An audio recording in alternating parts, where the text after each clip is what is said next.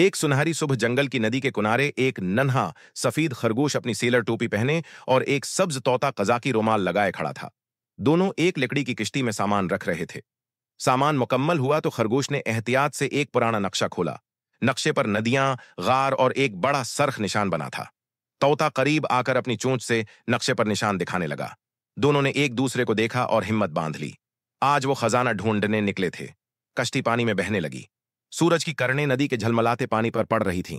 तोता किश्ती के किनारे पर बैठकर परों से तवाजुन बनाता और खरगोश मजबूती से चुप्पू चला रहा था। थोड़ी देर बाद नदी घने दरख्तों के बीच से गुजरने लगी।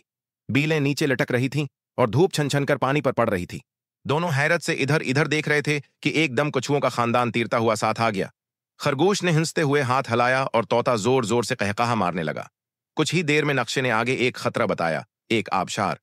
दोनों के चेहरे संजीदा हो गए मगर दिल मजबूत रखा। जैसे ही कश्ती पानी के शोर के करीब पहुंची, फजा में धुंध छा गई और सूरज की रोशनी से कौस व कज़ह बन गई। तोता मासेट पर जा बैठा और खरगोश ने चप्पू को मजबूती से थाम लिया। पल भर बाद कश्ती शोर मचाती नीचे गिरी। पानी हर तरफ छींटे मारता मगर दोनों हंसी खुशी बच निकले। अब नदी अंधेरी और प्रासरार होने लगी। किनारों पर बीलें और काई लटक रही थीं।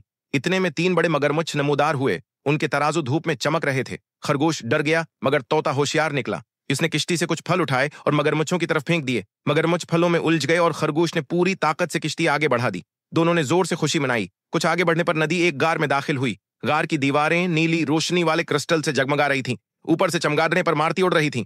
खरगोश थोड़ा सहमा मगर तोता बहादुरी से परों को फैलाए आगे बढ़ रहा था। गार के आखिर पर अचानक मंजर बदल गया।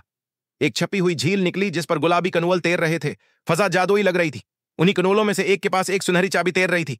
खरगोश ने नरमी से हाथ बढ़ाकर उसे उठा लिया। तोता खुशी से शोर मचाने लगा। अब नक्शा आखिरी इशारा दिखाने लगा। एक दीव हेकल दरख्त।